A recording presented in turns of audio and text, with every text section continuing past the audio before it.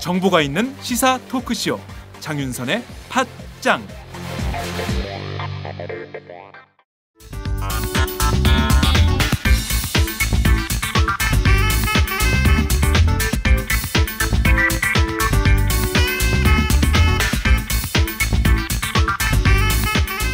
삼인 삼색 정치 토크 문안박. 3인 3색 정치 토크 문안박. 한 주간의 정치 이슈를 모아서 문안박의 시각으로 분석하고 재해석해보는 시간입니다.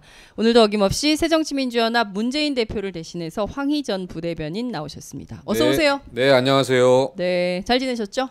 네, 저는 네. 뭐 여러 가지 또 부상도 있고. 손바닥 왜 그래요, 손바닥? 어제는 우산을 잘못 피다가 여기 또 찢어져서 늙어서. 아니, 정말 우산 펴다가 또 네. 다치는 경우는 또 초등학생 이후 처음 봐요. 정말 이게 예?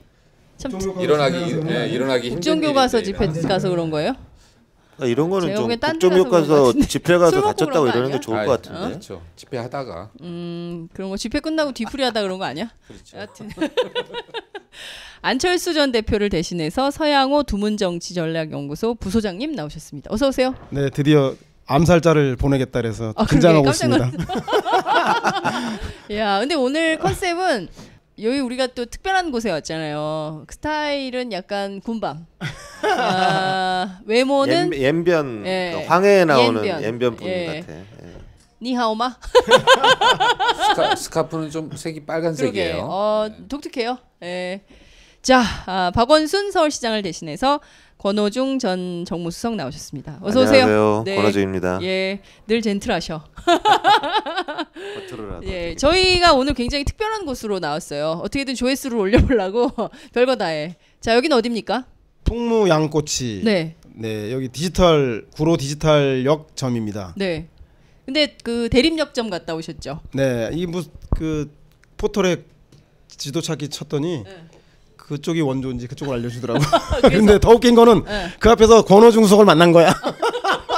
그래서 대림역점에서 둘이 만났어요? 아무튼 이 머리가 이제 회전이 잘 안 돼서 가르쳐 주는 데로만 가다 보니까 이상한 네, 일을 그렇군요. 하네요. 네. 포털 지도 검색해서 나온 대림역점 가셨다가 지하철 타고 다시 구로 디지털 단지 역점으로 오셨습니다. 어때요, 여기? 괜찮죠? 어마어마하네요. 네, 규모가. 굉장히 커요. 저희 여기가 어딘 줄 아세요? 팟짱 제1호 서포터즈점입니다. 네, 여기가 그렇게 훌륭한 곳입니다. 자주 오세요. 아니 무슨 선술집 같은 분위기인 줄 알았는데. 그거 왜 안 해? 가족 회식도 최고예요. 이런 거 해야지. 직장 회식엔 좋아요. 풍무 양꼬치. 다음은 팟짱 서포터즈 1호 광고입니다.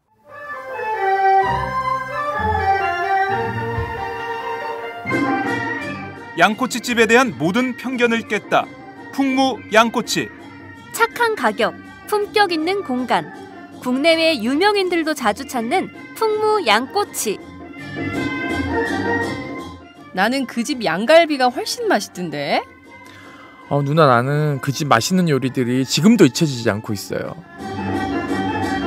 단체석이 많아 모임하기 좋은 곳. 풍무 양꼬치. 대림역과 구로 디지털 단지 역점 두 곳에 있습니다. 예약 문의 02809-9292, 02809-9292. 잠깐, 팟짱 애청자라고 말씀하시면 통큰 서비스를 제공합니다.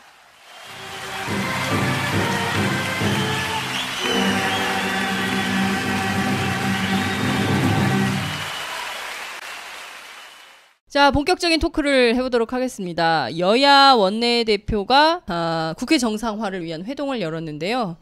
9일부터 새정치민주연합 국회 등원 결정했습니다. 지난주에 침낭 농성을 했는데 그거를 접은 거예요. 접었다 폈다 하다가 결국에는 접는 것으로 이런 결론을 내렸는데, 국정교과서 문제 총선 의제로 가져가겠다 했는데 너무 빨리 접는 거 아니냐 이런 비판도 있는 것 같은데, 그 점 먼저 얘기를 좀 해보도록 하죠. 김한길 안철수 대표 시절했으면 당내 강경파가 가만히 안 있었죠. 물러나라. 투쟁의 의지가 없다. 네. 자, 문측 답변해 주십시오. 목소리 굉장히 배에 힘을 싣고 얘기해. 이를 악물고 이를 얘기하시네. 악물고 얘기하네. 아니 원래는 암살자도 나선 네. 마당에 뭐 못할 말이 없다 이런. 원래 자세로. 전에 당에 보면 병행투쟁이란 말은 없었어요. 네, 병행투쟁이란 투쟁 방식이 아마 좀 뭐 시절이 좀 변해서 그런 건지 지금 실제 그 지난번 지도부 때부터 병행투쟁이 나왔는데 저는 뭐 그 전에 당직자 생활을 했기 때문에 원래 정당이 특히 야당이 장외투쟁을 한다 그러면 모든 원내 의사 일정을 전면적으로 다 거부하는 거거든요. 네. 그게 이꼴 그 장외투쟁인데 병행투쟁이라는 것은 조금 글쎄요. 저도 좀 이해할 수 없는 부분인데 그러나 이제 그거와는 별개로 이제 국정교과서 문제를 총선까지 의제로 끌고 가는 데 있어서 다소 야당 입장에서 매우 부담스러운 측면이 없지 않아 있어요.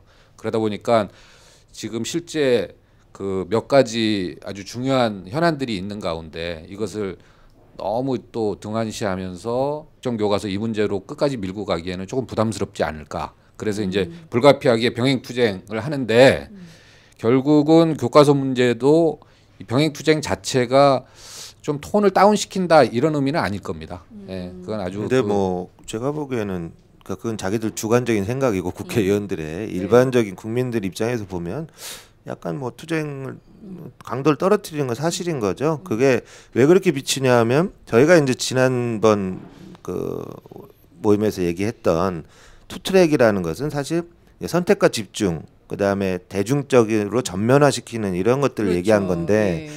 이 진정성이 의심받기 시작하면 강도가 떨어질 수밖에 없는 거거든요. 그렇습니다. 근데 지금 저는 당에서 투트랙으로 나간다 하더라도 국회의원들만 지금 정치를 하는 건 아니잖아요. 그렇습니다. 국회의원들은 뭐 상임위 활동이나 예산 전국에 대응을 하고 당의 지도부라든지 당직자들, 각 지역당들 이런 데는 국정교과서 문제 전념할 수 있는 건데 국회의원들만 정치하듯이 그냥 딱 철군해 버리니까 모든 동력들이 다 사라지는 이런 모습으로 보여지는 게 네. 국민들로 하여금 저거 봐라 또 저러는 거 아니냐 이런 진정성 의심받는 결과로 귀결된 게 아닌가. 그렇죠. 그렇게 네. 봅니다. 그러면 그렇지 새정치민주연합이 이런 얘기들이 벌써 SNS에 나오고 있어요. 근데 앞서 말씀하신 대로 원내 병행투쟁이라는 말은 제가 정치부 기자하면서 김한길 대표 시절에 주로 했던 투쟁 전술이었던 것 같아요. 네, 아주 좋은 전술이죠.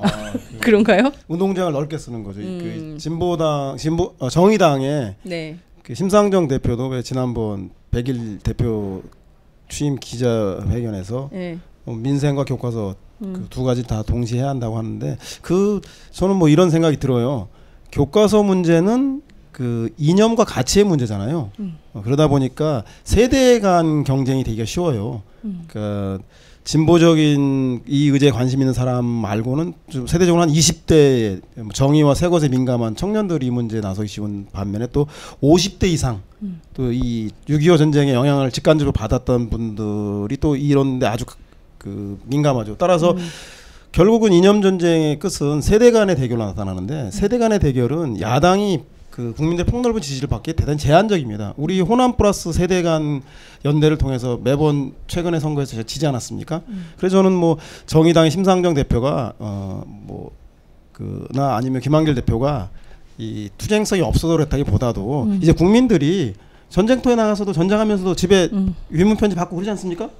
그런 것처럼 그 교과서와 관련된 그 가치와 이념에 대한 투쟁도 해 나가야 되지만 더불어서 정체성을 살리는 투쟁도 해 나가야 되지만 민생이라고 하는 즉 그 계급 계층들의 요구를 가지고 있는 문제. 그래서 보다 더 지지자들 넓히기 위한 그 운동장을 넓게 쓰는 거죠 그야말로. 네. 그래서 그런 의미에서 저는 민생과 교과서 문제를 동시에 해 나가는 건 잘하는 결정이라는 생각이 들고 다만 네. 교과서 문제를 푸는데 대중적으로 푸는 거라고 해서 이종걸 대표가 비 맞으면서 피아노 치고 그랬는데 네. 뭐 그것도 뭐 색다른 방식이어서 삭발보다는 뭐 교과서에 맞는 국회의원으로서 뭐 맞는 형식인지 모르겠으나 우리가 말하는 대중적인 것은 그런 걸 말하는 게 아니라 그러니까요. 예, 저는 뭐 지금 그 말씀하신 대로 민생과 교과서 투트랙을 하는데 전술적으로 어떻게 하는 것이 옳으냐 이것을 우리가 좀 지침을 줘야 되잖아요. 새정치민주연합 그리고 야권에 지침을 줘야 되는데 말씀하신 대로 권오중 수석 말씀하신 대로 뭐 당 지도부나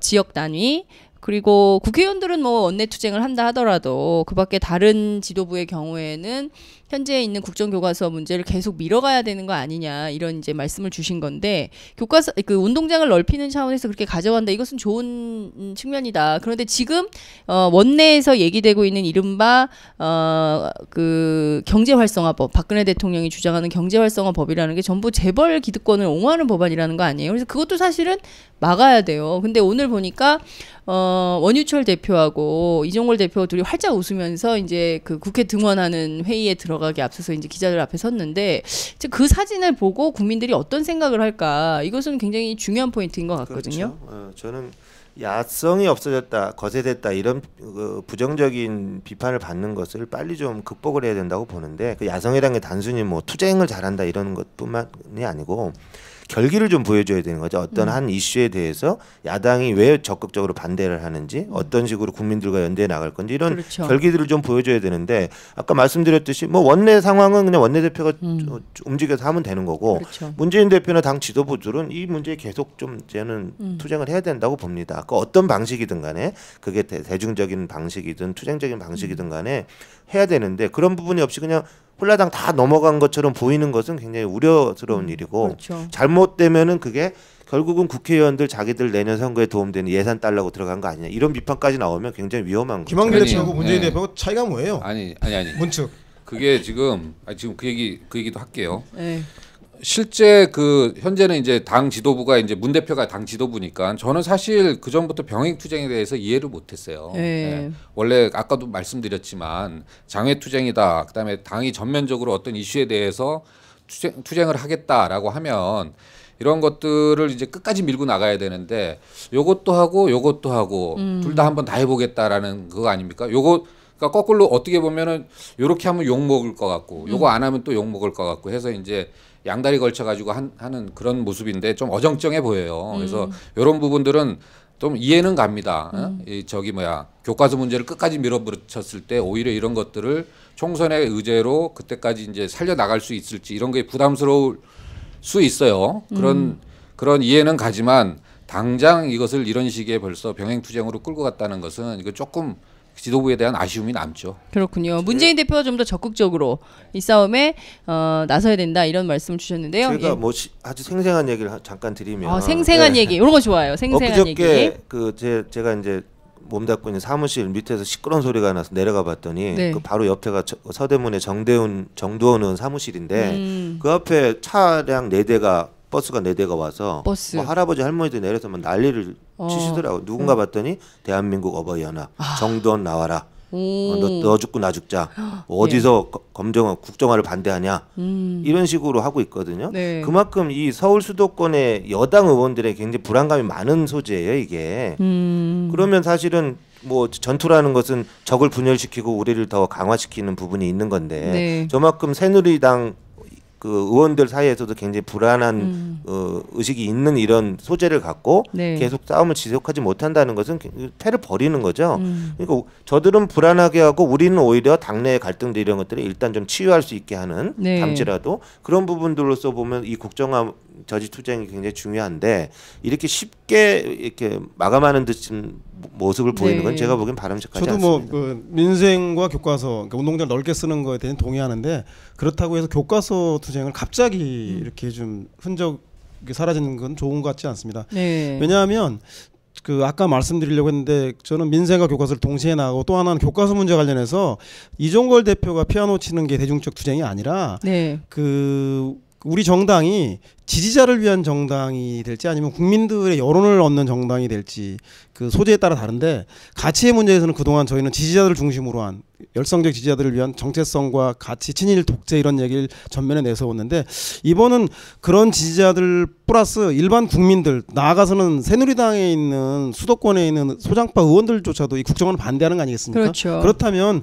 저는 이 프레임을 당의 전체적 당론으로는 국정화 반대라는 것을 좀 보다 넓게 치면서 그 국회 내에 저는 뭐 이미 뭐 이왕에 통과된 그 정부의 강력한 국정화 그 의지 아닙니까? 네. 국정화는 우리는 검인정이 주장했는데 국정화 됐으니까 우리는 다 무시한다. 전무 아니면 전부가 아니라 올와 나신 게임이 아니라면 저는 뭐 당내에다가 국정화 감시 뭐 특위라던가 그다음에 검인정 제도 개선 특위 그리고 더 나아가서는 뭐 이런 그 올바른 교과서를 만들기 위한 뭐 특위 이런 내용적인 문제까지 포함하는 당내 특위를 만들어서 그 교과서 싸움을 더 강하게 해나가되 다만 장외냐 장내냐의 구별이 중요한 게 아니라 국민들이 바라고 있는 다수의 국민들은 저는 우리의 가치관과 그 역사관을 정부가 권위주의 시대처럼 규정하려고 한다. 이게 유엔도 반대하고 우리 헌재에도 반대하는 이런 그 고등학생들조차도 구리다, 막 뭐 꼰대스럽다라고 해서 반대하고 있지 않습니까? 네. 그래서 이런 문제에 대해서 당론으로 크게 해 나가고 그 안에 정의당이라던가 소장파 진보적인 의원들은 거기에 뭐 친일 독재에 대해서 더 가미한다던가 네. 이런 식으로 운동장을 넓게 쓰는 것들을 그러니까요. 지속적으로 당에서 대표가 책임지고 해 나가야 되죠. 이를테면 민생 문제는 원내대표에게 맡기고 이 국정교과서 문제에 대해서는 국정교과서 반대라고 하는 많은 국민들이 동의하는 주제를 명확히 가지고 문재인 대표가 더 강력한 투쟁을 벌인다던가 이런 뭐 역할 분담이 있었으면 어떨까. 그러니까요. 저는 이런 의문이 들어요. 그 지금 보면 국정교과서에 찬성하는 의견이 32% 그리고 반대하는 의견이 무려 68%나 된다는 거 아닙니까? 그러면 68%의 지지를 가지고 문재인 대표가 더욱더 적극적으로 이 의제는 사실 이것은 뭐 정치 문제로 바라볼 문제는 아닌 것 같아요. 그러니까 이것이 야권의 지도자가 이 문제를 싸우는 것은 가치 그리고 한국 사회의 비전과 관련된 문제 아니겠어요? 우리를 정말 그 뒤떨어진 후진국 스타일로 아이들을 가르칠 거냐 아니면 보다 선진화된 방식으로 우리 아이들한테 교육할 거냐 이 두 가지의 갈림길에서 문재인 대표의 선택은 무엇인지 그것을 보여주는 방향이라면 68%의 지지를 얻고 그걸 기반으로 해서 더 세게 나갈 수 있는 방법이 있을 텐데 왜 그런 선택을 하지 않을까? 이것은 좀 의문인데 그 점은 어떻게 보세요?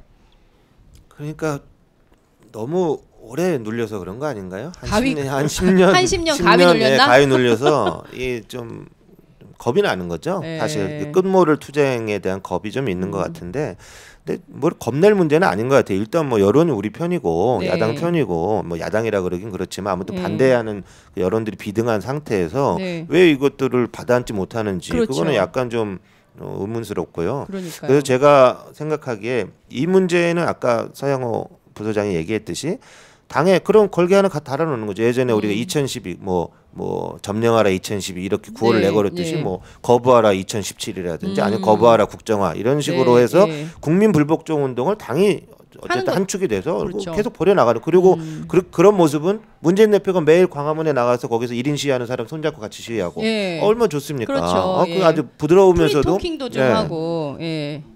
그런 것 같아요. 저는 그런 그렇죠. 부분들에 겁을 내면 안 된다라는 아 생각이. 문재인 대표 쫄지 마세요.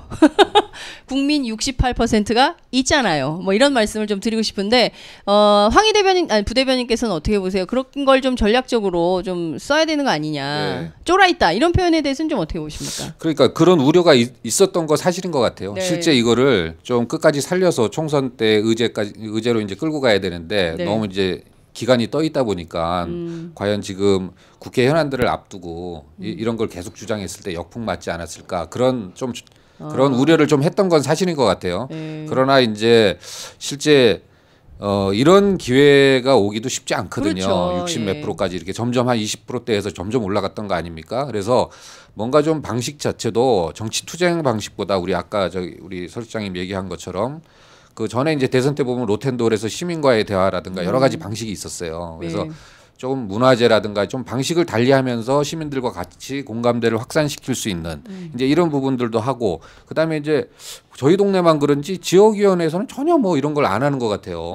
예? 지역위원회가 다 있는데 네. 지역위원회에서는 좀 더 다양하고 그 지역에 맞는 여러 가지 시민과 공감할 수 있는 행사들을 끌어낼 수 있을 텐데 네. 이런 것들이 너무 안 되고 있는 거 아닌가. 그렇군요. 예. 근데 지금 보면 예. 역설적으로 제가 뭐 문재인 대표를 좀 두둔하게 되는데 네. 그 당에 두둔하세요. 그런 거 좋아요. 서로 당에 좀 두둔하고. 물어보니까 문재인 대표가 뭐 투쟁을 접은 건 아니고 네. 버스 투어를 통해서 전국 순회 투쟁은 계속적으로 주말이나 이런 국회 그 일정을 피해서 해 네. 나가신다 그러더라고요. 근데 초반에 강력한 의지에 비해서 그렇게 좀 병행투쟁하는 것이 또 상대적으로 너무 약해 보이니까 그림상으로 네. 이 문재인 대표가 그렇게 하시더라도 지금 보면 그림이 다음 주 월요일부터 보면 원내 상황으로 그렇죠. 막 돌아가게 예. 돼 있거든요. 그런 것은 제가 보기엔 좀 문제가 있다.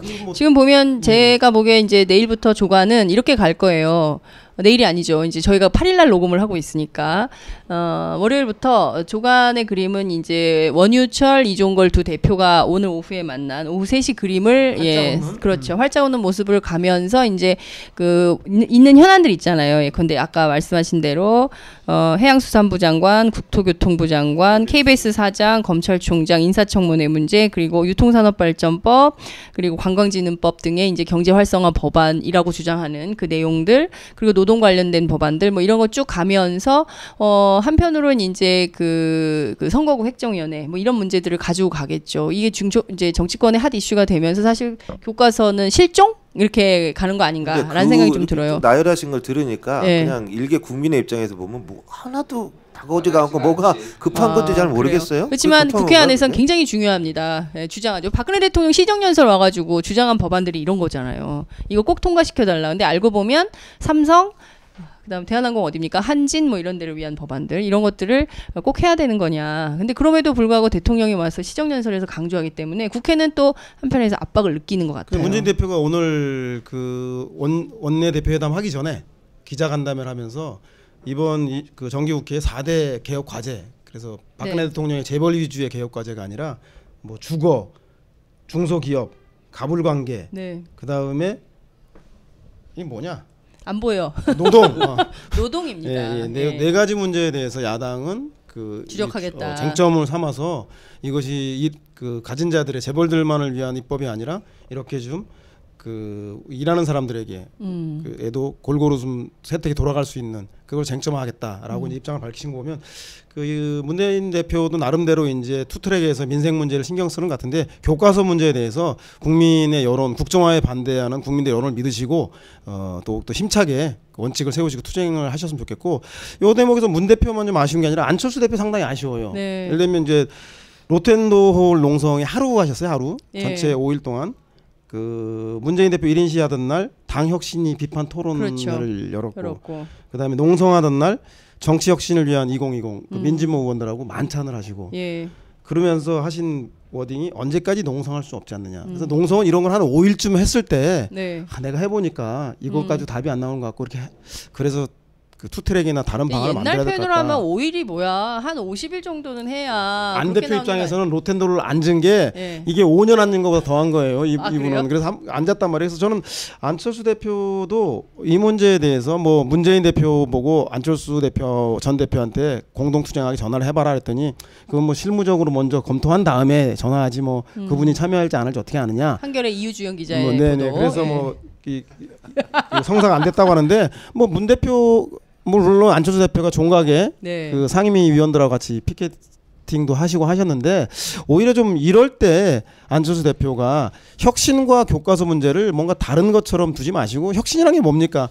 저는 뭐 국정 교과서 문제를 친일과 독재라고 하는 우리 열성 지지자들 그리고 당내에 있는 진보적인 의원들의 아젠다로 좁히는 것이 아니라 국정화에 반대하는 전체적인 국민의 의견으로 만들어내는 것들도 이게 정치의 혁신 아니겠습니까? 그래서 안철수 대표가 이 교과서 문제를 그 친일 독재의 프레임을 넓혀서 국정화 반대라고 하는 보편적 국민들의 프레임으로 넓혀나가자라고 제안을 하고 적극적으로 나셨다면 김재동 씨가 제 마음까지 국정화시켰습니까? 이 스케치북이 그게 핵심이죠. 그런 거잖아요. 지금 근데 그런 거에 응답하라 1988이 아니라 응답하라 문재인, 그쵸? 응답하라 안철수. 응답하라 안철수. 요즘 가수들은 또 그 제목도 좋더라고요. 우리 아이들이 한쪽 눈을 가리지 마세요. 그래서 이승환 씨 콘서트. 그런 콘서트. 굉장히 뭐 지금 정치권 말고는 정말 이거에 대한 공감대를 가면 갈수록 아니 그러니까 제가 참 참신한 재밌는 게 그런 방식으로 거예요. 확산하고 있는데 정치권이 제일 세게 싸워야 되는데 정치권은 이제 접어. 침낭도 접고 다 이제 가는데 오히려 바깥에서 국민들이 뭐야 니네 더 싸워야지 이렇게 하는 국면이 아닌가. 뭐 접는 건 좋은데 그러면 시점을 좀 맞춰 접어줘야지. 뭐 11월 14일 날 뭐 국민 총궐기대회가 있다는데 그러면 최소한 14일 날까지 하고 그러면 우리는 할 만큼 했으니까 일단 조금 톤을 네. 바꿔서 가겠다 뭐 이렇게 하든지 미리 접어버리니까 그러니까요. 14일 날은 뭐가 든 생뚱맞은 꼴이 되는 그러니까요. 거거든요. 그런 거는 어떻게 생각하세요, 문재인 대표 측에서는? 아니 그래서 이런 부분에 있어서 저는 병행투쟁 정말 좀 마음에 안 들어요. 그래서 마음에 안 드는데 이 그 방송 실제 14일 심상정 대표 지지자들도 많이 듣고 있습니다. 네. 심상정 대표가 밝힌 투쟁의 향로, 투쟁의 지침을 이렇게 아니 뭐 정면으로 전 잘 모르니까 예. 병행투쟁이라는 거에 대해서는 저는 별로 이렇게 바람직하지 않다고 보는데 결국 뭐 이렇게 오히려 당 지도부 입장에서는 좋은 기회를 이거에 대한 주도권이 다른 사람한테 넘어갈 수도 있어요. 모처럼 정부와 야당이 맞수가 돼서 이 전선을 형성하고 가는데 기존에는 모든 이슈의 현안에 대해서 대부분 이런 것들이 많았어요. 정부와 시민이 접점하는 거예요. 야당이 실종되고. 근데 이것도 그런 우려가 좀 있어요. 여기서 이제 야당이 빠져버리고 정부와 시민이 다이렉트로 그럼 이제 야당이 야당 역할을 못 하는 거거든요. 이런 부분에 있어서는 조금 실수한 거 아닌가. 그러니까요. 네. 그 심상정 대표가 문심천 연대를 처음 시작할 때 강조했던 게 세 가지였어요. 교과서도 중요하다. 국정교과서 문제도 중요하지만 노동과 관련된 이슈들 그리고 선거제도 개편 문제. 이 권역별 비례대표제 아직도 결정이 안 났고 선거구 획정도 아직 안 되지 않았습니까? 이 문제를 범야권이 큰 틀에서 좀 가져가면서 국정교과서 문제만 싸우는 게 아니라 이런 야권의 이슈들을 가지고 공동 대응을 하자 뭐 이런 주장을 했었는데 그 틀을 활용하면 될 것 같은데 좀 그게 안 되나 보죠? 어떻게 보세요, 황희 부대변인은? 그 좀 문측에서 얘기가 좀 있어야 될 것 같은데. 그 심상정 대표가 지난번에 선거 시기 때만 일시적으로 단일화하는 후보 전술이 아니라 말한 대로 전체적인 그 아젠다에 대해서 같이 공유하는 연합정부 얘기도 꺼내고 하셨는데 거기에 대해서 아니 그 부분에 대해서 문심천에 진도가 나간 대해서는 게, 실제로 이제 문 대표께서 그렇게 생각하시는 것 같아요. 문안박 이게 최선이다. 가장 최선인데 이게 잘 안 되니까 안 되다 보니까 실제로 그 외부의 연대 이런 부분에도 이제 많이 관심을 두는 것 같은데 그 문심천 그 심상정 대표가 이제 제안하고 이런 부분에 대해서는 다 열려 있고 다 받아들일 준비돼 있어요. 그래서 논의는 계속 하고 있는 것 같습니다.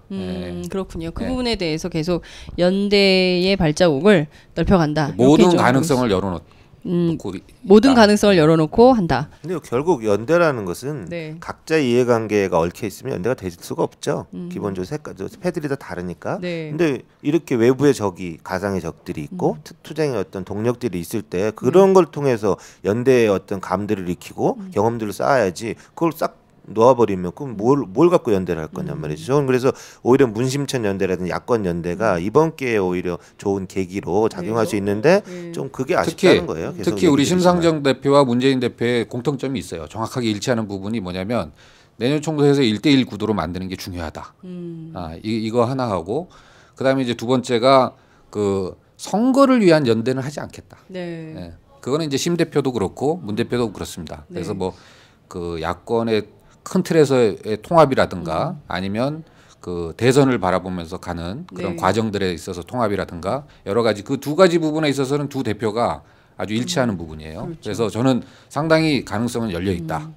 아니 그러니까 그 문심천 연대를 통해서 1대1로 구도를 만들든 말든 표를 달라려 그러면 국민들이 관심 있는 문제에 대해서 열심히 싸워야지 국민들이 이뻐올 텐데 이렇게 국정교과서에 대해서 60% 이상의 국민들이 반대하는데도 불구하고 야당이 이렇게 좀 그 슥 꼬리 감추듯이 이렇게 투쟁을 어영부영하면 이게 뭐 되겠습니까? 그래서 차지에 교과서 국정화 반대에 대한 그 문심천의 야권 연대에 대한 보다 분명한 그 교과서만 문제만이라도 야권이 연대해서 한번 막아보고 그걸 통해서 연대의 공감과 질을 가지고 그 제도 개선이라던가 향후 연합 정부까지 나갈 수 있는지에 대해서 하려면 보다도 문재인 대표가 우리 그 당에서 또 보다 적극적으로 교과서 문제 나서야 되는 거 아니겠습니까? 그걸로 연대하려고 세 사람이 모였는데 갑자기 연대할 고리가 없어졌어요. 연대 제대로 하기 전에 이것도 좀 이상한 거예요. 사실. 아니 근데 지금 보면 이런 거예요. 이제 최근에 뉴스를 쭉 따라가신 우리 애청자들께서는 지금 이 국정교과서가 문제가 아니다. 왜냐하면 교과서 국정화가 끝이 아니라 이것은 시작에 불과했고 지난주에 잘 아시는 것처럼 최경환 경제부총리가 말하지 않았습니까? 4년 중임제 개헌을 주장을 했어요. 이거 굉장히 그러니까 이분들이 지금 교과서만 국정화하고 땡 집에 가겠다 이게 아니라 지금 집에 안 가겠다. 4년 중임제로 한 번 더 하자. 그리고 경우에 따라서는 대통령은 못하더라도 총리는 어떠냐. 뭐 이런 제안들까지 이제 그 물밑에서 여의도 정치에서 막 나오는 건데 과연 굉장히 이제 이게 위험 수위로 올라가고 있는 한국 정치 현실에서 문재인 대표 쫄아 있으면 이거 안 되는 거 아니냐. 우리 요 대목에서 쫄지마 문재인 한번 하고 갈까요? 하나 둘 셋 쫄지마. 문재인 대표님. 아 여기서 역시 대표님. 아 대표님 훌륭하십니다. 문재인 해야지. 야 다시. 아 너무했어요. 대표님은 뭐야? 너무 공손한 거 아니야? 암살단 보낸대잖아. 아니 지금 잠깐 이 얘기는 꼭 해야 돼. 애청자. 아니 그 우리가 머플러만 빨간색을 했다고 생각했잖아요. 서영호 부소장이. 양말도 빨간색이야. 맞췄어. 이게 깔맞춤. 와인색이라 그러지 빨간색이 아니라. 제2의 빨간색이 아니라 와인색. 김만복. 좀 이따 얘기해야 돼. 김만복. 김만복 원장이 그 빨간색 양말 좋아합니까? 아니 저는 깜짝 놀란 게 네. 좀 이따 얘기하자 그거. 얘기 많아. 네. 자, 그 문제 좀 잠깐 얘기할게요. 이 개헌 굉장히 이제 위험한 상황으로 가고 있기 때문에 그 되게 짚어야 될 중요한 대목인 것 같거든요. 그러니까 국정화 문제가 아까 사회자가 말씀하신 대로 단발성, 일회성의 어떤 이슈가 아니다라는 거죠. 그 근본을 따져보면 결국 박근혜 정부가 기도하고 있는 퇴행적 역사의 어떤 그런 시도들 이런 것들에 대한 반대의 의미로서 국민적인 반대들을 일어나가야 되는 부분임에도 불구하고 네. 너무 이걸 단발성으로 보는 건 아닌지 그런 것들은 좀 극복해야 될 의견이라고 보고요. 지금 뭐 정치부에서 돌아다니는 그런 얘기들이 좀 사실상 좀 설득력이 있다. 그럴지도 모른다. 현실화되고 있다. 뭐 박근혜 정부 들어서도 설마 저러겠어 하는 것들이 현실로 되는 게 굉장히 많아요. 네. 저는 굉장히 뭐 소름 끼칠 정도인데 네. 아무 생각이 없습니다. 저쪽은 그냥 한다면 하는 스타일이기 때문에 우리도 그러면 본때를 보여줘야죠. 그래서 이 문제에 대한 집중도를 놓치면 안 된다. 그렇죠. 버스 타실 때가 아닌 것 같아요. 아니 저도 뭐 비슷한 얘기는 들었는데 네. 실제 그렇다는 거예요. 그 이명박 정부 들어서고 그다음에 그 여당의 2기 정부 박근혜 정부가 들어서면서 과거 잃어버렸던 공안적 시스템 요게 상당 부분 거의 다 100% 복원됐다는 거죠. 그래서 이런 것들이 이제 다 그 공안 시스템이라든가 그런 저 모든 네트워크들이 이제 다 복원이 됐다. 그다음에 이제 이런 것들을 100% 이제 공고하게 하기 위한 작업들이 이제 진행 중이다. 이제 이런 것들을 봤을 때는 아 정말 그럴 수 있겠다라는 현실감이 상당히 좀 무섭죠. 네. 뭐 내각제 얘기 잠깐 짧게 하고 네. 다른 얘기 좀 하면 그 내각제는 여당뿐만 아니라 야당에서 중진 정치인들이 늘 들고 나오는 단골 소재죠. 왜냐하면 이미 기득권을 가진 정치인들은 안정적 합의 구조의 정치 구조, 즉 자기의 기득권을 유지할 수 있는 또 하나의 통로이기 때문에 물론 뭐 의회 정치가 절충과 타협이기 때문에 서구 민주주의에서 가장 완결된 형태가 내각제라고 하지 않습니까? 그래서 거기서 도입할 부분도 많은데 근데 한국적 상황에서 분단이라는 상황과 그리고 강력한 리더십을 요구하는 상황에서 차기 대선주자들 중심으로 정치판이 굴러가는 현실에서 그 차기 대선주자가 자기의 대통령을 하지 않는 걸 포기하고 내각제에 합의할 수 있을까에 대해서 저는 뭐 지금 아직까지는 회의적이라고 생각. 국민들도 내각제에 대해서 찬반이 아주 팽팽한 것 같아서 뭐 하지만 계속 이런 공론화해 나가는 것 같고 문제는 뭐냐면 내각제를 이렇게 뜬금없이 던지는 건 보면 야당에 대해서 그 여당이 전혀 뭐 의식하지 않고 그렇죠 뭐. 예. 하긴 뭐 마나. 국민들이 무슨 뭐 야당 찍을 때 뭐 야당이 잘해서라기보다 여당이 미워서 MB 때도 반 MB 심리 때문에 찍기도 하고 뭐 정권 교체를 위해서도 그 차악이기 때문에 야당을 찍는 거지 최선이라 찍는 건 아니다라고 할 정도 야당에 대한 불신이 심한 즉 여당의 독선과 오만을 견제하지 못하는 무능한 야당의 현실을 보여주는 것 같고 우리 국민들도 제가 보기엔 야당의 교과서 문제에 대해서 꼬리를 말더라도 그 야당이 처한 그 상황에 대해서도 좀 그 따끔하게 회초리를 들는 의미에서도 국정화 싸움 국민들이 더 나서서 싸워주시면 때로는 또 야당이 또 그 국민의 성난 흐름에 따라갈 수 있으니까요. 이 국민들이 좀 이번 국정교과서 문제는 놓치지 말고 끝까지 좀 그 정치인의 몸담은 한 사람으로서 부끄러운 말씀이긴 하나 그럴 필요가 있다. 즉 야당이 자기 밥값을 못하니까 여당이 그 내각제나 이런 말도 안 되는 엉뚱한 얘기 하는 것 같다. 그러니까요. 그런 얘기를 해요. 정치부 기자들이 모이면 만약에 내각제를 한다면 이원집정부제를 한다면 누가 제일 못 견딜까? 김무성 대표가 제일 못 견디지 않을까? 다음 내 차례인데 뭐야 이게? 그래서 제일 못 견디지 않을까? 뭐 그럼에도 불구하고 실제 새누리당 의원들 굉장히 쫄아 있어요. 그러니까 유승민 원내대표 그리고 김무성 대표 뭐 마약 사위 사건 이렇게 쭉 진행되는 거 보면서 그런 얘기를 한다는 거예요. 우리 중에 흠결 없는 사람 누구 있냐? 잘못 걸리면 골로 가는 수가 있다. 몸 조심해야 된다. 이런 얘기를 한다. 박정희 시대의 공포 정치가 그렇죠. 재현되는 거죠. 그러니까 그 엄습하는 거죠. 항상 주변에 나를 바라보는 사람이 있을 수도 있고 내 약점을 쥐고 흔드는 사람이 있을 수도 있고 어느 날 제가 쥐도새도 모르게 없어질 수도 있다. 이런 공포감이 밀려오면 정치라는 것은 실종될 수밖에 없는 겁니다. 근데 지금 박근혜 정부의 그 양태가 바로 이런 공포 정치를 재현하려고 하는 거기 때문에 그것을 막는 의미에서라도 여기서 쫄면 안 되죠. 그렇죠. 쫄면 안 된다. 최몽룡 사태를 보면서 정말 그런 생각이 들었어요. 예전에 박정희 시대 때 그 야당 정치인 코수염도 뽑고 그러지 않았습니까? 그분이 그 최몽룡 교수가 나름 그 권위 있는 학자로서 얼마나 그 존경을 받았겠어요. 근데 그런데 그 현정택 수석과의 진위 공방이 있자마자 바로 술주정뱅이 그리고 성추행범이 되지 않습니까? 그래서 곧장 사퇴하는 길로 그게 한 전광석화처럼 하루 사이에 확 일어난 일이거든요. 그러니까 이분도 뭐 평상시에 술을 좋아하셨다고는 하나 그래도 삽시간에 저명한 학자 꼭 필요한 국정교과서 집필에 반드시 필요한 학자였다가 한순간에 이분이 완전히 막 그렇게 되는 거예요. 그러니까 그런 걸 보는 여당 국회의원들은 정말 상당히 쫄아 있겠다 이런 생각이 들더라고요. 예, 실제 뭐 지금 세상이 바뀌었으니까 지금 정권 한번 잡았다고 그래서 그걸 독재로 계속 이어갈 수 있겠어요? 쿠데타를 할 수도 없고 방법은 이제 아까 우리 얘기한 것처럼 의원내각제 같은 거 하면은 이제 2기 정부까지 이제 박근혜 체제를 계속 연결시킬 수 있는 그런 가능성이 있는 거죠.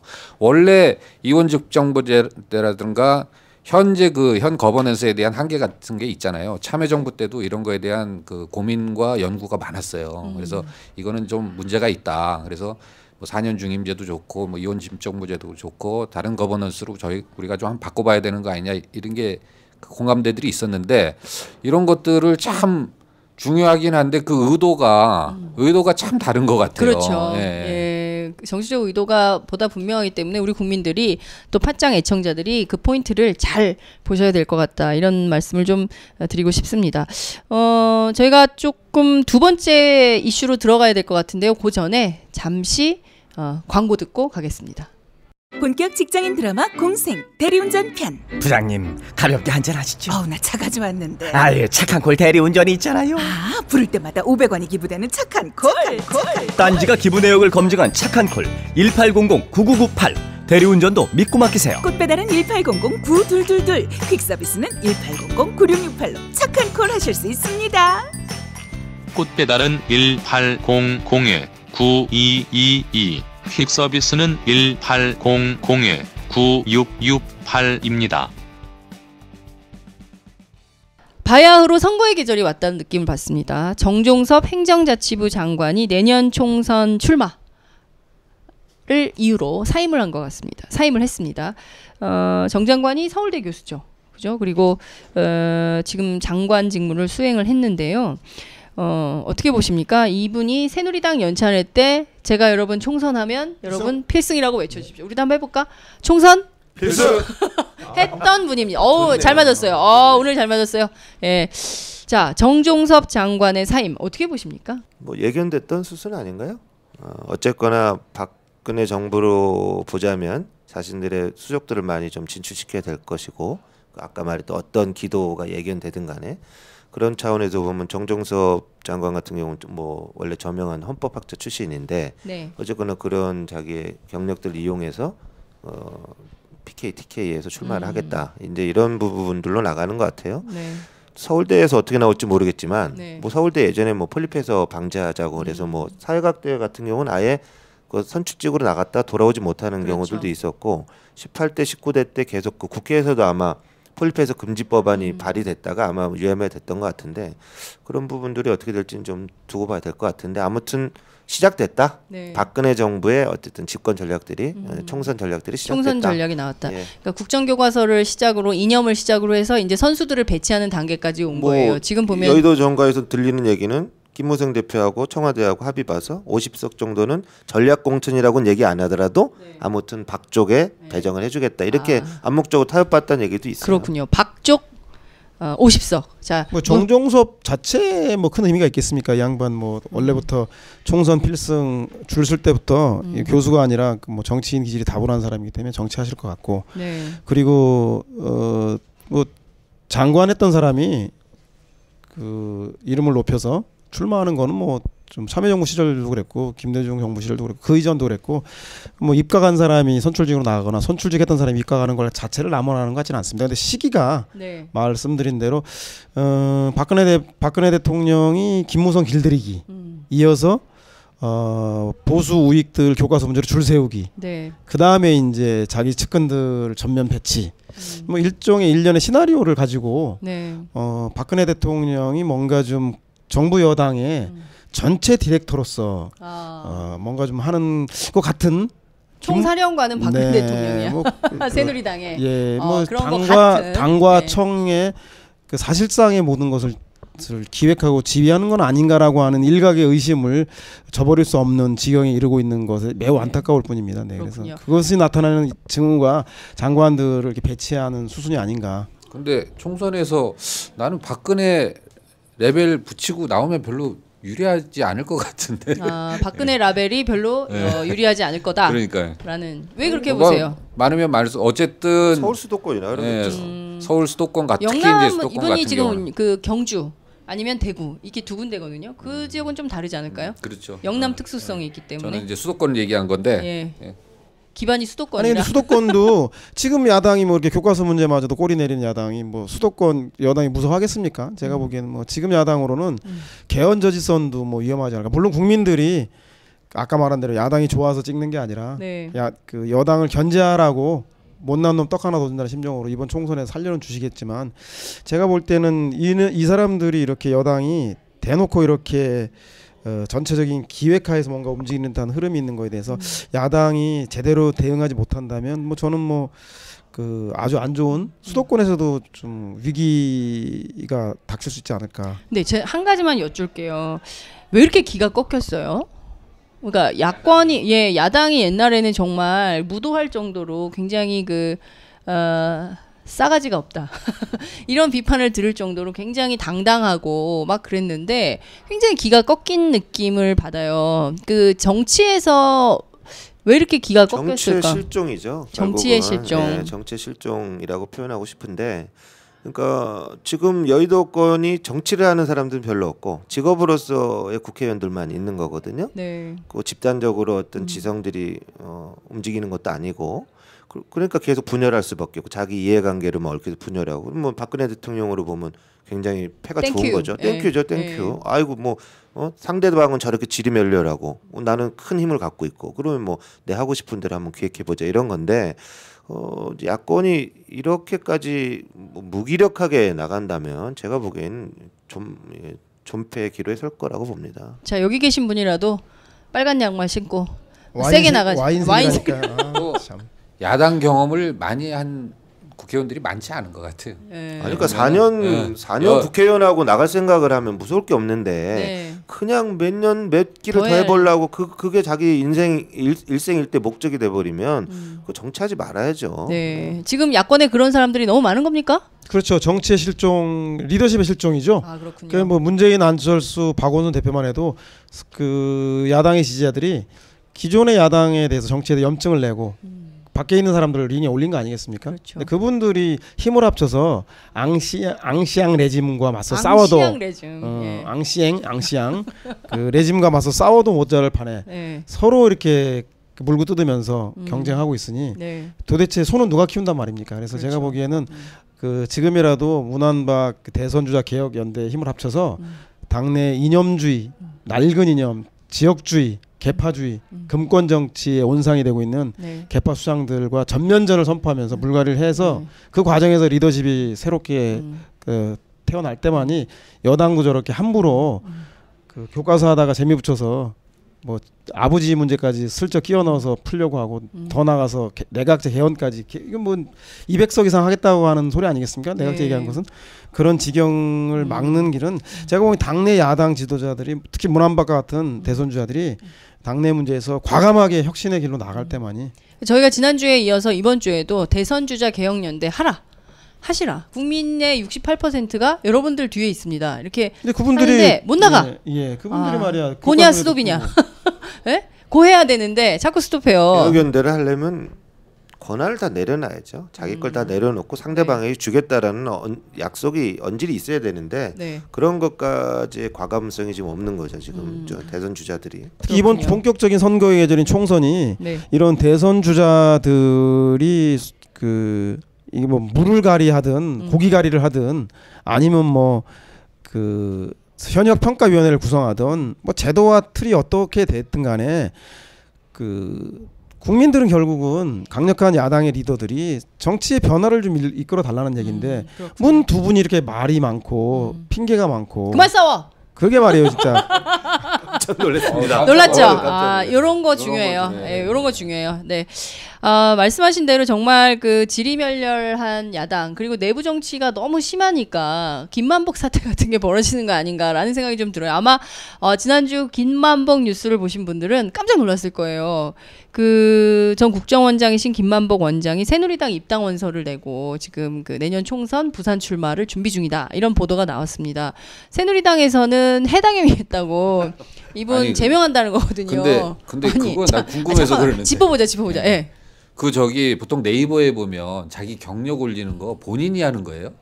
대부분 본인이 본인이 하는데 그 장차관급 이상들은 네이버에 직접 합니다. 그래요? 그렇죠. 예. 근데 언제 보니까 김만복 이름을 쳤더니 소속 새누리당 이렇게 돼 있더라고요. 당 입당원서 냈으니까 너무 뉴스가 나오니까 바로 해주죠. 바로 해주는 거죠. 그거는. 지금 이분이 보니까 그 직업이 저는 국정원장이잖아요. 그리고 서울법대 나오시고 그랬는데 직업이 행정사.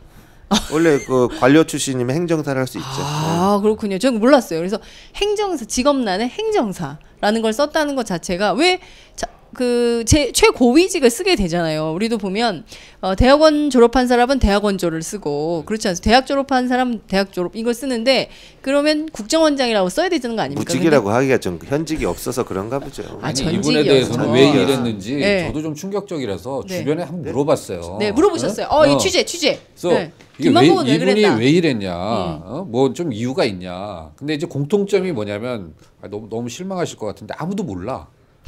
진짜로 아무도 모르고 나온다는 얘기가 이거예요. 이거 진짜 누가 몇 명한테 들은 얘기예요. 이게 총기가 좀 흐려진 것 같다. 이런 얘기도 나오는 거예요. 그래서 내가 원래 없었는데 무슨 총기가 봤는데 46년생이야. 46년생이면 아직 총기 흐릴 나이는 아니거든요.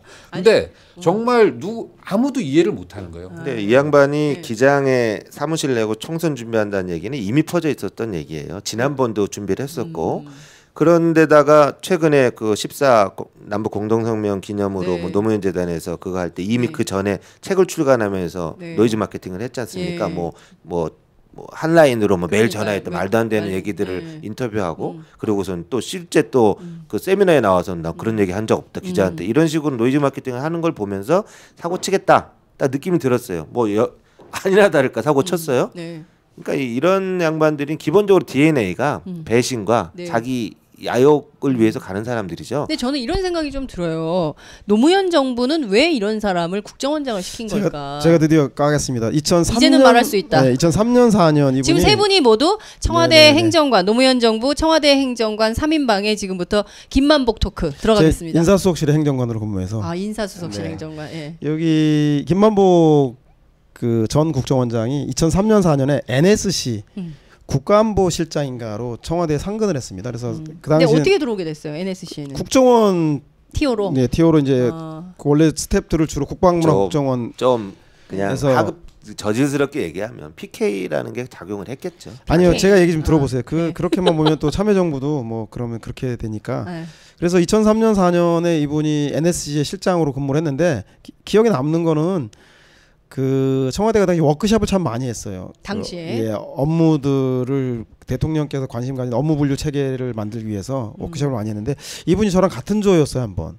그래서 그 조에는 실장, 국장, 과장 그다음에 여직원까지 쭉 해서 전체적으로 다 한 조였는데 특이하게 이 국정원 실장이 상당히 고위직인데 그렇죠. 끝나고 나서 그 조 개모임을 하자 그래서 정기적으로 참여한 조원들과 식사를 챙기고 더 웃긴 거는 갔다 와서 추석날 선물이 왔어요. 조 개원들을 위해서. 그래서 제가 아니 이분한테 제가 선물을 받을 일이 없는데 봤더니 이분이 평소에 그런 식으로 인맥을 관리해서 즉 국정원의 평직원으로 들어가서 20여 년 만에 원장의 자리에 오른 그러니까 평회사원이 사장이 됐던 그 약간 이명박 스타일이구나. 입지전적 인물인데 문제는 그래서 이분의 개인적으로 그렇게 노력하는 거에 대해서는 우리가 뭐라 할 일이 없는데 이분이 근데 문제는 뭐냐면 노무현 대통령 시절이나 그 김대중 대통령 시절에 여야 모두 그 대통령 후보들이 공약이 국정원의 정치 개입을 근절하는 게 핵심 공약이었어요. 그래서 그거는 뭐 여야 똑같습니다. 보시면 알겠지만 그 당시 노무현 대통령께서 실제 실천을 했죠. 보통 대통령이 되면 국정원장이 독대를 요구하게 됩니다. 독대하면서 세 가지를 알려줘요. 하나는 대북 정보, 또 하나는 정적에 대한 정보, 마지막으로 측근에 대한 정보를 알려줍니다. 국정원이. 국정원이. 그래서 대통령한테. 그 보고를 듣고 나면 아이고 난 그동안 장님으로 살았네. 어이구 필요한 거 이거 내 새끼. 국정을 챙기게 돼요. 이렇게 되게 만드는 거죠. 그래서 원장은 당선자의 한 번의 보고를 위해서 어마어마한 준비를 한다고 합니다. 근데 이 노무현 대통령께서는 독대 보고를 없애버려요. 그런 유혹에 빠질까봐. 안 받아버렸어요. 그리고 오죽하면 초대 원장을 민변 회장이었던 고영구 원장을 시키면서 그렇죠. 고영구 변호사가 했죠. 서동만 이렇게. 서동만. 이분들이 주로 하는 일이 뭐냐면 국정원이 정치 개입하는 거를 막는 역할을 주로 한 거. 즉 일하지 말라. 정치 개입하려면 고육지책이죠. 원래는 뭐 첩보모라던가 무슨 대외 해외 정보 이런 걸 수집해야 되는데 그거보다는 국내 파트가 너무 많으니까 맞아요. 안 하는 게 도와주는 거다 해서 하다 보니까 그 관리형 국정원을 찾게 된 거죠. 그래서 일반 평직원으로부터 들어와서 원장이 된 그 김만복 원장을 발탁하게 된 것인데 이 문제는 대통령이 정치를 하지 말라고 정치적 중립을 위해서 이 사람을 뽑아놨는데 이 사람은 오자마자 정권 정치를 한 게 아니라 정권 재창출하면 그래도 그 당시 여당으로부터 칭찬받을 텐데 자기 정치를 한 거예요. 자기 정치를. 선글라스 끼고 막. 이게 무슨 기억나시죠? 비행기 선글라스 끼고. 참고로 청와대 인사 시스템은 인사수석실에서 추천을 해요. 추천을 하고요. 검증을 하죠. 민정수석실에서 검증을 합니다. 검증했었어요 그때 김만복 원장 검증했죠. 이렇게 해서 추천을 했어. 추천을 했어. 그럼 그런 사실이 없습니다. 그런 사실이 검증을 없어요. 한 사실이 없고요. 근데 제가 알기로는 이게 좀 어떻게 보면 국가 시스템이 문제가 있는 게 계속 지역적으로 이 정권을 잡다 보니까 이 사람이 주장한 게 그거예요. DJ 때 자기가 피해봤다. DJ 김만복 자기는 이제 PK니까 호남에 밀려서 피해봤다. 사실상 김만복 씨가 거의 퇴출될 무렵에 있던 사람이었어요. 그러다가 어떻게 기회를 잡고 아까 말했듯이 NSC로 들어왔다가 나중에 기조실장 갔다가 원장이 된 건데 그렇게 퇴출될 사람들이 사실은 뭐 이렇게 탄압을 받았다고는 하지만 실제 문제가 있기 때문에 그런 경우들이 많거든요. 근데 이제 그것들을 정권 차원에 잘 검증을 해서 사람을 가렸었어야 되는데 그런 부분에 실패한 건 사실인 거죠. 그렇군요. 인정해야 되고 근데 특히나 뭐 예전에 참여정부가 그 조의 개모임은 언제까지 했습니까? 저는 각 몇 번 식사를 사시고 선물 이렇게 보낸 걸로 알고 있는데 그 이후엔 제가 이제 이강철 수석 대구 출마를 때문에 청와대 그만두고 나오는 바람에 그 모임이 어떻게 된지 잘 모르는데 근데 문제는 이제 이런 분들을 그 당시 발탁한 참여정부도 좀 지금에 와서야 비판받아 마땅하지만 현재의 태도도 여야가 마음에 들지 않아요. 그 박지원 대표나 최재성 본부장 이런 분들이 마치 남 얘기처럼 그 당의 지도부가 김만복답다 뭐 이런 식의 그렇지 비아냥하고 야유 보낼 게 아니라 같은 당에 책임 있는 그 지도부로서 그래도 같은 정부 정당의 그 청와대 그 실장을 지내 NSC 그다음에 국정원장을 한 사람이라면 책임을 먼저 통감하고 국민들에게 뭐라 할 말이 없다. 뭐 이런 행태가 없도록 하겠다라고 하고 여당도 마찬가지입니다. 이게 뭐 여당이 잘 되려는 증거 아니냐, 뭐 전향한 거다 하다가 문제가 생기니까 그제서야 뭐 징계하겠다 자르겠다라고. 그러니까 여당은 그러면 뭐 자기들이 제일 싫어하는 간첩이 입당옷을 내도 검증 안 하는 겁니까? 국정원장이라고 하는 이런 사람들이. 그래서 여당도 입맛에 맞으면 삼키고 쓰면 뱉는 이런 걸 보일 게 아니라 차지에 그 여야나 국민들이 이렇게 정치 불개입을 선언하는 편성해서 자기 출세를 달린 이런 사람들은 정치권에서 국민들이 이번에 총선에 발 못 붙이게 퇴출하는 게 맞는 게 아닌가. 근데 그 전에 좀 정리가 될 것 같아요. 새누리당 안에서 뭐 일단 해당행위라고. 그 입당원수는 또 광진갑에다가 했죠? 광진에 살아요. 이분의 지금 주거지가 광진이어서 광진에다가 팩스로 입당원서를 냈고. 원래 시도당에서 관리하니까. 네, 그러니까 광진에 살아요 이분이. 어찌됐든 광진 구민들 자주 마주치겠어요. 선글라스. 자, 지금 그 여러 가지 얘기를 해봤습니다. 당내 현안 얘기를 좀 해봐야 될 것 같은데요. 당내 현안 시간이 없기 때문에 좀 컴팩트하게 저희가 짚어보도록 하겠습니다. 그 전에 저희가 광고 하나 듣고 갈게요.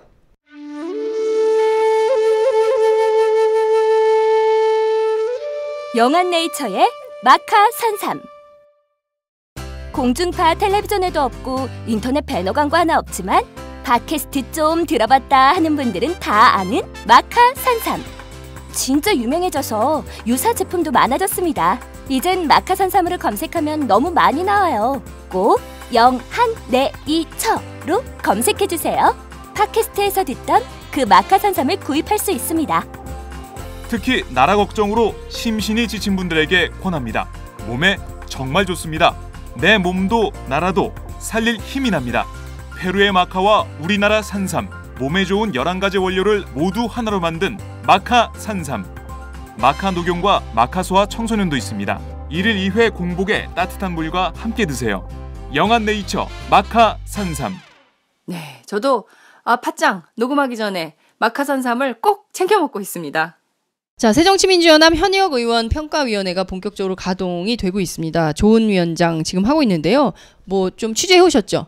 황희 부대변인.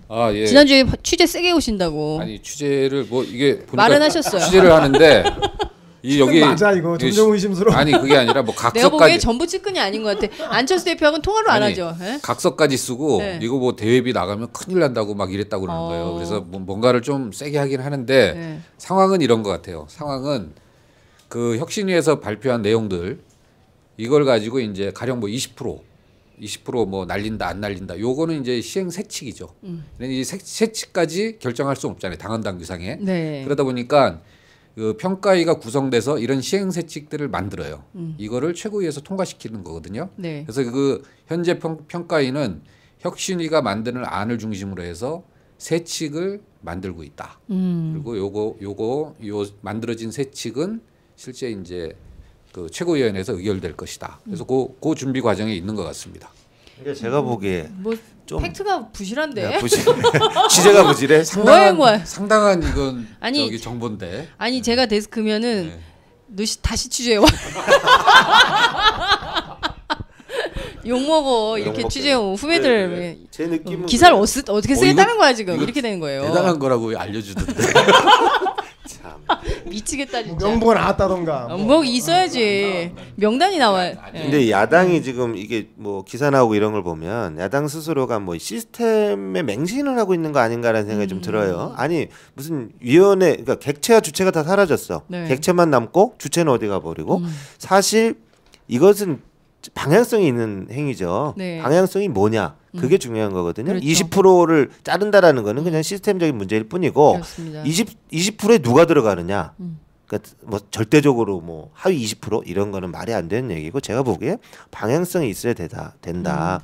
그러면 거기에 뭐 다선 의원들을 포함시킨다든지 호남 의원들을 다 물갈이 한다든지 뭐 이런 부분들이 있어야 되는데 지금 그런 것들은 나 몰라라 하는 듯하게 객관화 시켜버리고 그냥 뭐 알아서 위원회에서 하겠다.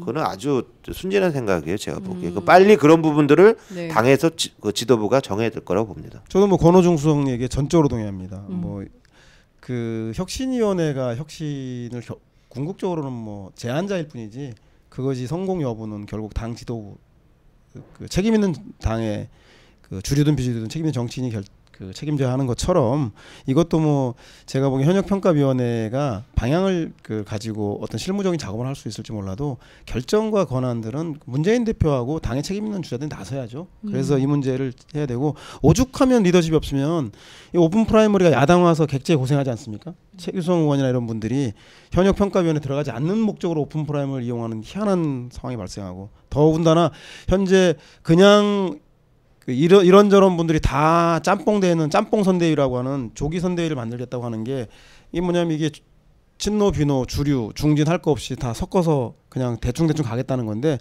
제가 볼 때 이렇게 할 거면 평가위원회는 뭐하러 만들고 그 다음에 혁신위원회는 뭐라고 만드는지 모르겠습니다. 저는 뭐 거듭 말씀드리지만 문재인 대표하고 그 경쟁자 건전한 협력적 경쟁관에 있는 안철수 대표가 똑바로 하지 못하기 때문에 그 강진에서 그 계시는 손학규 대표가 등장하는 이유가 두 분이 지금 야당에 대해서 책임 있는 정치를 하고 있지 못한 반증의 결과라고 생각이 들고요.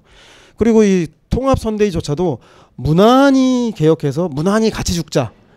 그 죽는 시간을 조금 늘리자일 뿐이지 도대체 국민들이 그걸 가지고 무슨 감동을 받겠습니까? 정세균, 박지원, 김한길, 추미애 그다음에 뭐 이석현 이런 분들이 그 선대위에 포진해서 지원 주사를 간다고 한다면 또 그분들 지금 거론한 분들이 자기 선거를 하기도 바쁘실 텐데 네. 그래서 제가 볼 때는 보다도 대선주자들이 도대체 내가 왜 이 링에 올라오게 되는가에 대해서 깨닫고 그 대선주자 경쟁을 하기 위해서 조기에 서로 행보를 할 게 아니라 총선 승리라고 하는 도탄에 빠진 국민들의 민생을 챙기기 위한 여당을 견제하라는 준엄한 요구인 총선에서 대선의 짐을 조금은 밀어놓고 서로 힘을 합쳐서 지긋지긋한 당내 개파주의와 낡은 이념주의 금권 정치 이 낡은 정치 온상인 개파 수장들과 전면전을 펴야 될 거 아닙니까? 네. 그래야 국민들이 환호가 박수가 나올 텐데 제도 뒤에 숨고 선대위에 숨고 혁신위에 숨고 평가위원회 뒤에 숨어서 어떻게 리더십이 쓰고 진정한 혁신을 이뤄낼 수 있겠습니까? 어떻게 생각하십니까? 아니 저는 문재인 대표를 저번에도 그 얘기 하셨는데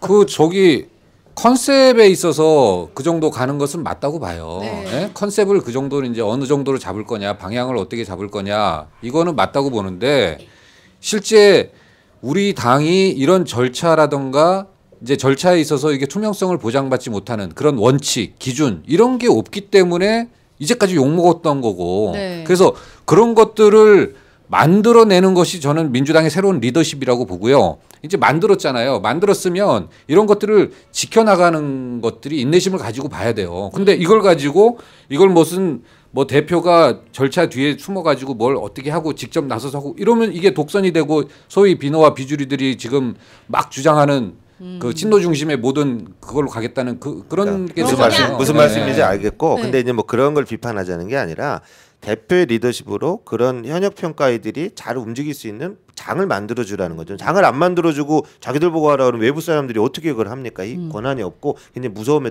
떨 텐데 네. 그래서 지금 중요한 것은 평가위는 평가위대로 굴러가더라도 사전에 대표가 어떤 방향성을 갖고 중진들의 불출마를 요구를 하든지 이끌어내든지 개파 수장들에 대해서 뭐 불출마를 이끌어내든지 이런 식의 어떤 새로운 물결들이 일어날 수 있는 이런 움직임들을 대표가 해 나가면 저는 이제 그런 것들이 양면으로 이루어져야 된다고 말씀드리는 거죠. 네. 그렇죠.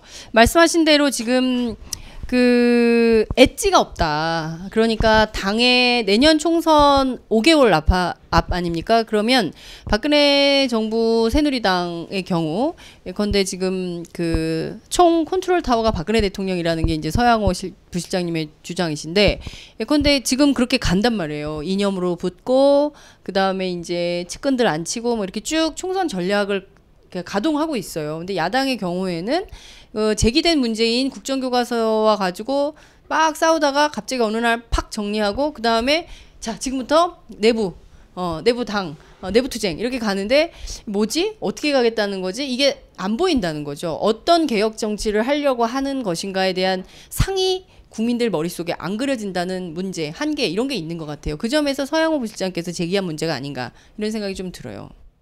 그래서 오죽 답답하면 그 우리가 문안박 연대라고 해서 이 팟캐스트 코너를 만들어서 이렇게 촉구하겠습니까? 그래서 제가 보기엔 이 방송을 듣는 그 청취자분들이 그 문재인 지지자, 박원순 지지자, 안철수 지지자 나눠서 암살단을 보내겠니? 뭐 서양호 입에다 오바로크를 칠하겠다니 이런 얘기 서로 경쟁도 좋은데 저희가 경쟁해야 될 상대는 내각제 개헌까지도 서슴지 않게 하겠다고 하고 국민은 아랑곳하지 않고 60% 반대하는 국정화를 하겠다는 저 독선과 획일적인 정부를 견제하는 거 아니겠습니까? 그래서 좀 지금은 좀 경쟁을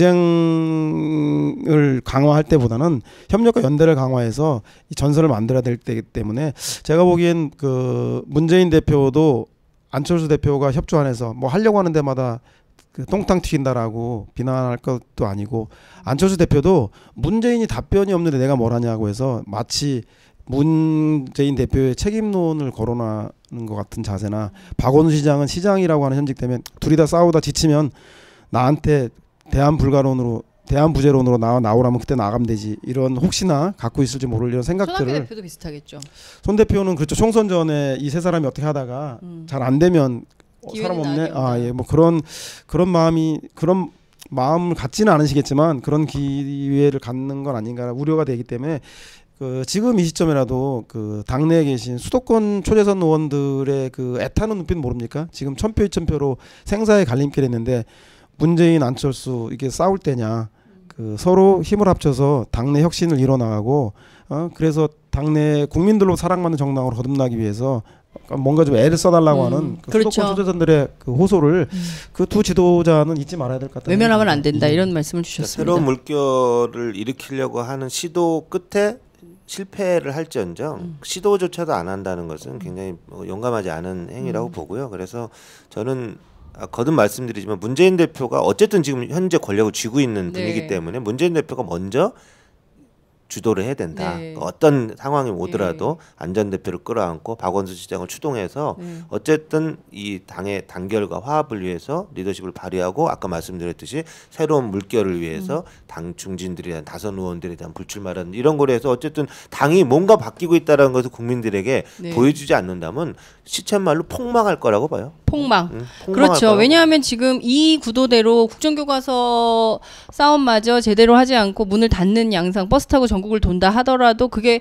뭐 저희 기자 입장에서 보자면 그냥 사진 뉴스 정도가 될 거예요. 메시지가 강하지 않는 이상. 그러면 포토뉴스는 한두 번 나오다가 마는 거거든요. 그러면 이제 이슈가 실종되는 거예요. 그러면 국민들은 막 가고 있는데 갑자기 없어졌어. 여기가 어디지? 이런 국면이 되면 또 실망을 하게 되는 거죠. 말씀하신 대로 내년 총선 폭망할 수 있다. 그리고 그 다음에는 정말 그 서양호 부시장께서 지적해 주신 대로 무도한 정치가 어디로 갈지 그 끝도 모를 방향으로 가는 거 아니냐 이런 문제 제기를 할 수 있을 것 같습니다. 그런 차원에서 저희가 다음 주에는 문 앞에서 좀 한번 해볼까요? 방송을. 문재인 대표를 모시다가 문재인 대표 집 앞이 됐든 문재인 대표 의원실 앞이 되든 또 안철수 대표 집무실 문 앞 우리가 문 안박이지만 문 안팎에서 한번 문 안팎에서 한번 팟캐스트를 쫄게 왜 쪼세요? 쫄지 마. 우리 방송 모토는 쫄지 마. 아니 진짜 실제 문 안박에 대한 그 총선 전까지 의미가 있는 거 아닙니까? 그렇죠. 네, 근데 실제로 문안박에 대한 연대 가능성 뭐 때문에 안 되는지 이걸 좀 허심탄회하게 좀 얘기해봤으면 좋겠어요. 네. 빡시게 그것만. 네, 알겠습니다. 심층 토론. 네. 문안박 왜 안 되나? 정말 하고 싶은 말 많아요. 그렇군요. 예, 하고 싶은 말들을 모두 담아서 다음 주에는 심층 토론 문안박 연대 왜 안 되나? 왜 안 되나? 결론이 있는 토론 같네요. 그러니까 정말 뭔가 좀 아니면 끝장 토론? 계속 해야 되는 건가? 이런 부분까지 포함할 수도 있는 것 같아요. 그렇군요. 문안박 계속 해야 되는 건가? 이 코너를 계속 해야 되는 건가? 이 코너 말고. 난 이 코너 얘기하는 건 줄 알았어. 문안박 연대 이거 정말 안 되는데 이거 계속 가야 되는 건지. 우리 입장에서는 이 코너 계속 해야 되나 이런 고민 좀 듭니다. 오늘도 격이 없는 대화 문안박의 입장에서 정치권 이슈들을 하나하나 다 살펴봤습니다. 오늘 말씀 정말 잘 들었습니다. 다음 주에 정말 허심탄회한 토론을 할 수 있는 날을 마련하도록 하겠습니다. 고맙습니다. 고맙습니다. 풍무양꼬치 직장인 회식이 좋습니다. 가족과 함께라면 더 좋아요.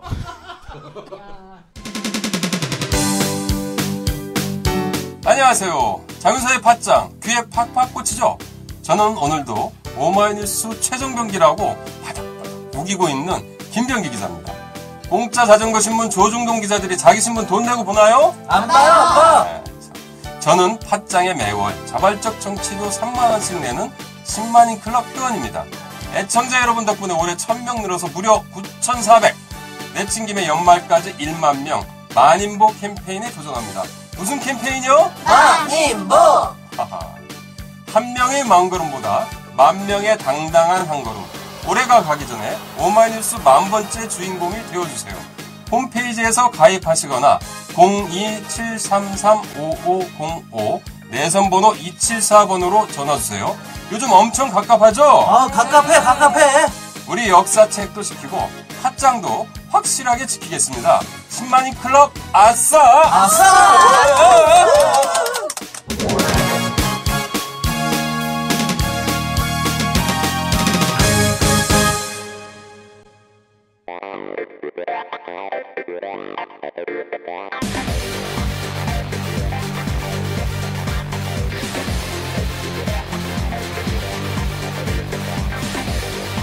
정보가 있는 시사 토크쇼 장윤선의 팟짱.